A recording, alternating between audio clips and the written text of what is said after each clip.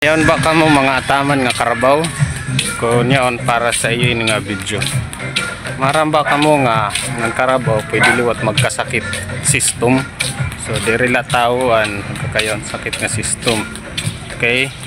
So paano no magiging suspect nato ang system sa karabaw? Kung makita natin ni nga simptomas nga kung dito nga lugar may danaw nga tulat doon nga lugar nga ang mga tao doon may daliwat mga system o may nagtutumar si kontra system.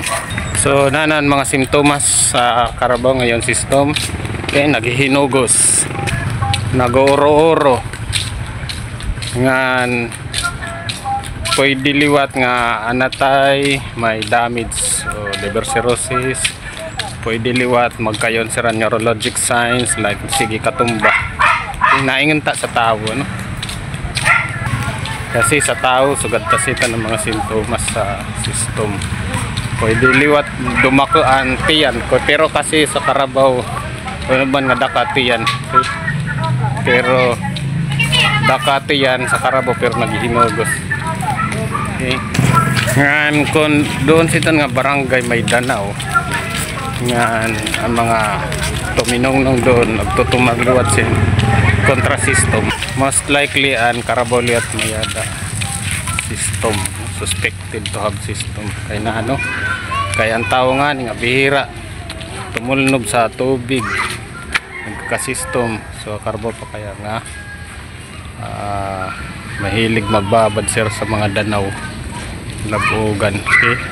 So sanglit na noan maupay nga himuon may mga nagururo kasi nga mga karabaw nga diri nahuwasan sa mga bulong so amo nga nagsuspect aksin system so bisan kon waray definitive diagnosis so diri kita sigurado nga system suspect la pwede man purgahon kanang system an iyo mga karabaw.